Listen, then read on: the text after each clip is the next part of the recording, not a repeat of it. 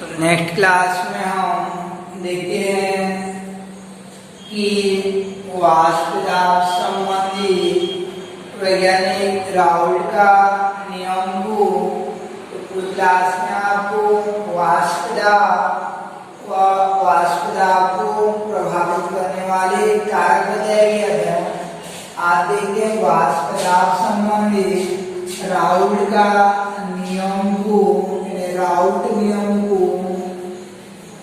तो वाष्प दाब संबंधी वैज्ञानिक राउल्ट का नियम, राउल्ट का दो प्रकार का नियम रहता है, जिनमें से पहला नियम रहता है कि वाष्पशील विलययुक्त विलयन के लिए, वाष्पशील विलय युक्त विलयन के लिए राउल्ट का नियम युक्त विलयन के लिए। तो वाष्पशील विलययुक्त विलयन के लिए राउल्ट का नियम किसे कहेंगे? तो पहले वाष्पशील युक्त विलयन किसे कहते हैं?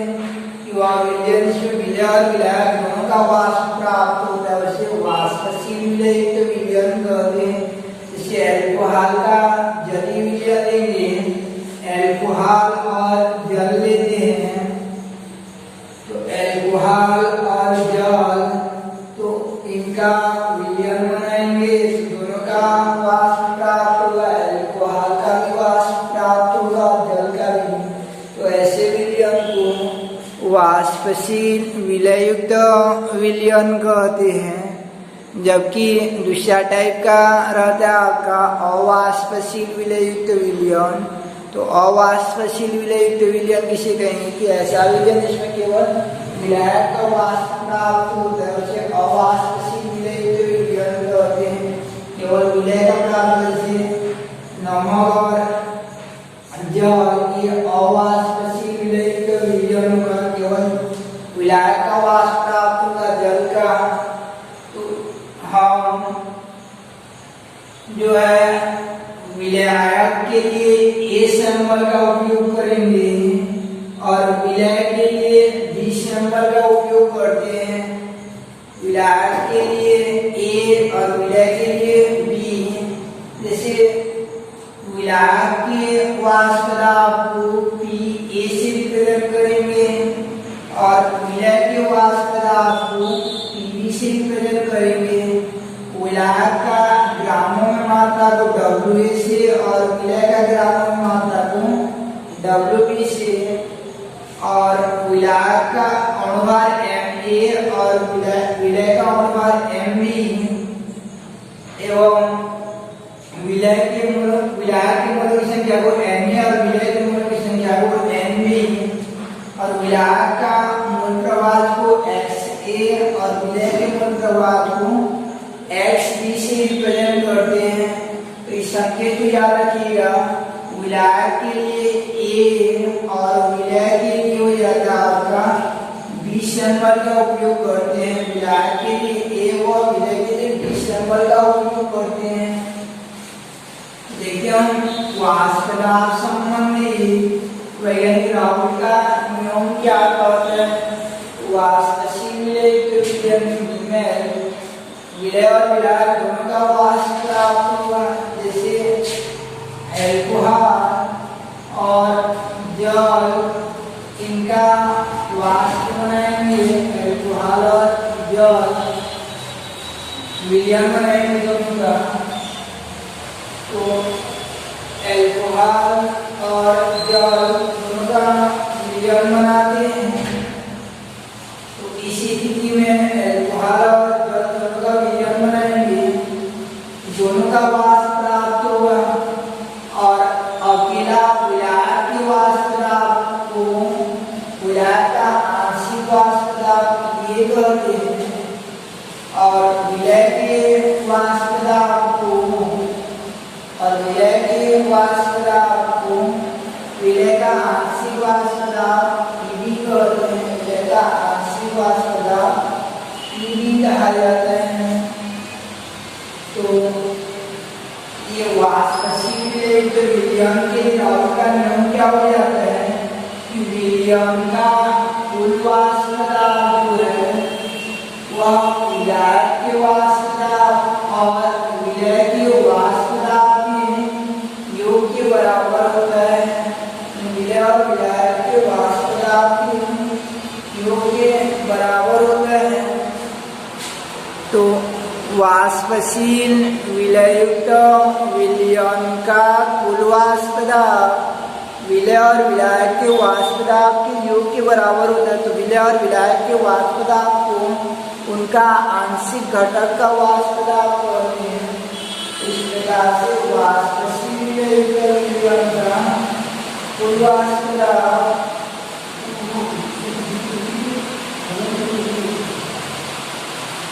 तो वाष्पशील विलययुक्त विलयन का कुल वाष्प दाब वाष्पशील विलययुक्त विलयन का कुल वाष्प दाब विलय और विलायक के वाष्प दाब के योग के बराबर होता है। इन दोनों के वाष्प दाब के योग के बराबर होता है। तो उनको आंशिक घटक का वाष्प दाब कहा जाता है। इन्हें वाष्पशील विलययुक्त विलयन का कुल वाष्प दाब उसमें उपस्थित प्रत्येक घटक के आंशिक वाष्प दाब के योग के तुल्य होता है। जैसे घर में दो भाई हैं और दोनों मान लीजिए कमाने वाले हैं, तो घर का तुल्य क्या होगा, उनके यानी आय के योग के बराबर हो जाएगा। तो घर का तुल्य आंशिक घटकों के आय के योग के तुल्य हो जाता है। तो वाष्पशील विलययुक्त विलयन का कुल वाष्प दाब उसमें उपस्थित प्रत्येक घटक के आंशिक वाष्प दाब के योग के तुल्य होता है। और तथा नियम का दूसरा भाग हो जाता है तथा प्रत्येक घटक का आंशिक वाष्प दाब जो है तथा प्रत्येक घटक का आंशिक वाष्प दाब स्वयं के मूल प्रभाव के समानुपाती होता है। अकेला वाष्प दाब किस पर निर्भर करता है, उसके मूल प्रभाव पर निर्भर करता है कि ये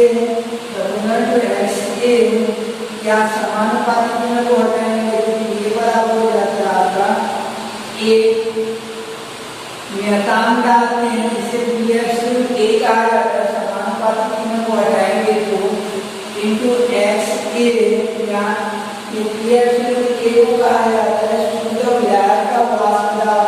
जब दोनों को मिक्स नहीं किया गया रहेगा उसी स्थिति में वाष्प दाब हो जाता है। और पीवी किसी समानुपाती हो जाएगा आपका पीवी समानुपाती हो जाता है XB यानी पीवी प्रोपोर्शनल टू XB तो पीवी इक्वल हो जाता है PF टू B इनटू XB हो जाता है। अतः P बराबर हो जाता है आपका PF टू A इनटू ऐसे दिए इतना भी और पीवी की जगह रखेंगे हम लोग PF टू इंटू XB। तो ये वाष्पशील विलययुक्त विलयन के लिए राउल का नियम हो जाता है। वाष्पशील विलययुक्त विलयन का कुल वाष्प दाब उसमें उपस्थित प्रत्येक घटक के आंशिक वाष्प दाब के योग के तुल्य होता है तथा प्रत्येक घटक का आंशिक वाष्प दाब स्वयं के मूल प्रभाव के समानुपाती होता है। वाष्पशील विलययुक्त विलयन के लिए राउल का नियम वाष्पशील विलययुक्त विलयन के लिए राउल का नियम। तो वाष्पशील विलययुक्त विलयन का कुल वाष्प दाब उसमें उपस्थित प्रत्येक घटक के आंशिक वाष्प दाब के योग के तुल्य होता है अर्थात P बराबर PA प्लस PB तथा प्रत्येक घटक का आंशिक वाष्प दाब स्वयं के मूल प्रभाज के समानुपाती होता है अर्थात PA प्रोपोर्शनल टू XA या PA बराबर P absolute A into XA यानी PA और P B proportional to X B है, पी बी बराबर P absolute B into X B, तो पी बराबर मिल जाता है P absolute A into X A plus P absolute B into X B. तो ये था आपका वाष्पशील विलयित विलयन के लिए राउल्ट का नियम। अब विचार देखते हैं हम लोग कि अवाष्पशील विलयित विलयन के लिए राउल्ट का नियम, अवाष्पशील विलयित विलयन के लिए, अवाष्पशील विलयित विलयन में, अवाष्पशील विलयन में केवल विलायक का वाष्प प्राप्त होगा, विलय का प्राप्त नहीं होगा। तो पी बराबर हो जाएगा आपका, पी बराबर हो जाएगा P A plus P B जो था केवल 0 हो जाएगा, तो केवल इसके बराबर होगा विलायक के वाष्प के बराबर, क्योंकि अवाष्पशील विलयन में विलय का वाष्प प्राप्त नहीं होता है। अवाष्पशील विलयित विलयन का कुल वाष्प दाब, अवाष्पशील विलयित विलयन का कुल वाष्प दाब केवल विलायक के वाष्प दाब के बराबर होता है। और विलायक का वाष्प दाब किसके समानुपाती होगा? अपने मोल प्रभाव के समानुपाती होगा, अर्थात ये बराबर P absolute A into X ए। अतः क्या मिल जाएगा आपको? E बराबर P absolute A into x हो जाता है। इस प्रकार से ये दूसरा अवाष्पशील विलयित विलयन जिसमें विलय का वाष्प दाब प्राप्त नहीं होगा, तो अवाष्पशील विलयित विलयन का कुल वाष्प दाब केवल विलायक के वाष्प दाब के बराबर होता है तथा विलायक का वाष्प दाब स्वयं के मूल प्रभाव के समानुपाती होता है। अर्थात ये अवाष्पशील यानी अवाष्पशील विलययुक्त विलयन का कुल वाष्प दाब केवल विलायक के वाष्प दाब के बराबर होगा तथा विलायक का वाष्प दाब स्वयं के मूल प्रभाव के समानुपाती होगा। P A proportional to X या पी ए बराबर P absolute A into X A, अर्थात पी बराबर P absolute A into X A. जैसे घर में 2 भाई और एक ही जन कमाने वाला रहेगा तो घर का कुल आय केवल एक पर निर्भर करेगा, तो ऐसे अवाष्पशील के लिए था। तो इस प्रकार देखिए हम लोग कि अवाष्प यानी आपका राउल्ट का नियम तो पहला था वाष्पशील विलयित विलयन, वाष्पशील विलयित विलयन का कुल वाष्प दाब, वाष्पशील विलयित विलयन का कुल वाष्प दाब प्रत्येक घटक के आंशिक वाष्प दाब के योग के तुल्य होता है तथा प्रत्येक घटक का आंशिक वाष्प दाब स्वयं के मूल प्रभाव के समानुपाती होता है। तो मिल जाता है आठ में आपको अर्थात पी बराबर P plus P equal to X A, P A बराबर हो जाता है आपका P absolute A into X A और P equal to X B equal P absolute B into X B. Last मिल जाता है पी बराबर P absolute A into X A plus P absolute B into X B. और अवाष्पशील विलयित विलयन के लिए अवाष्पशील विलयित विलयन का कुल वाष्प दाब केवल विलायक के वाष्प दाब के बराबर होता है और विलायक का वाष्प दाब स्वयं के मूल प्रभाव के समानुपाती होता है। अर्थात P बराबर पी ए तथा P A proportional to X A, P A बराबर P absolute A into X A, last मिल जाता है पी बराबर P absolute A into X A. इस प्रकार राउल्ट का नियम, ये राउल्ट के नियम का आगे हम लोग उपयोग करेंगे कि जब पढ़ेंगे अणुसंख्यक गुणधर्म। तो देखते हैं अणुसंख्यक गुणधर्म मीन्स क्या होता है। तो अणुसंख्यक गुणधर्म का अभिप्राय क्या हो जाता है? तो ऐसा विलयन का एक ऐसा गुणधर्म जो इसके सांद्रता पर कितना गाढ़ा है या इसके दाब पर निर्भर नहीं करता है, केवल इसमें कितना कण मौजूद है, विलय के कितना जो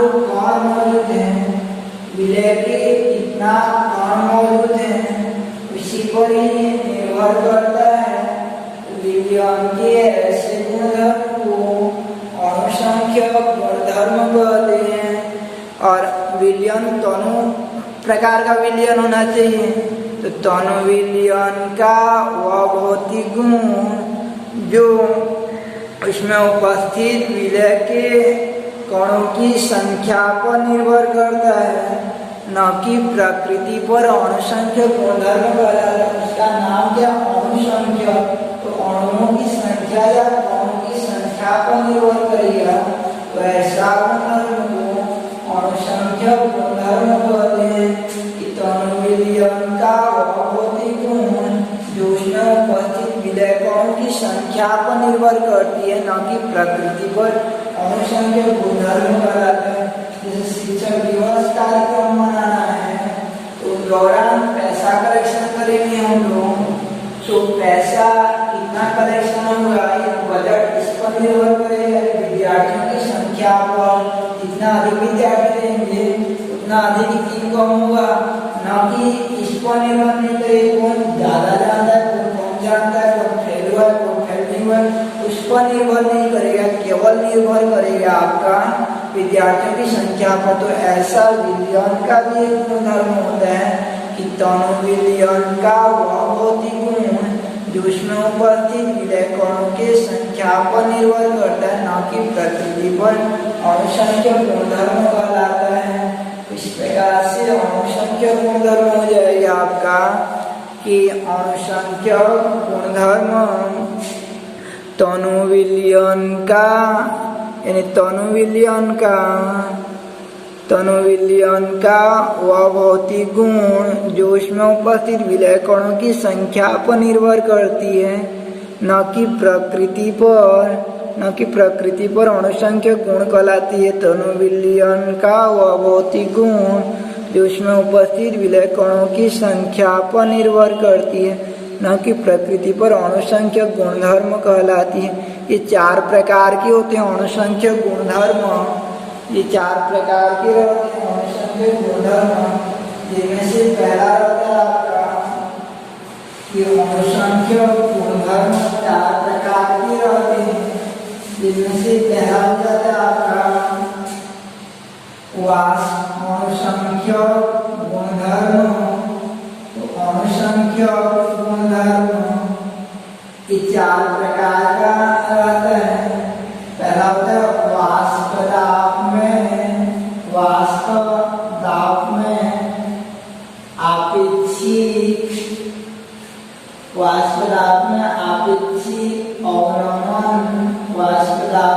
आपेक्षिक अवनमन। दूसरा होता है कि क्वथनांक में उन्नयन। और तीसरा होता है हिमांक में अवनमन। और चौथा होता है पराशरण दाब।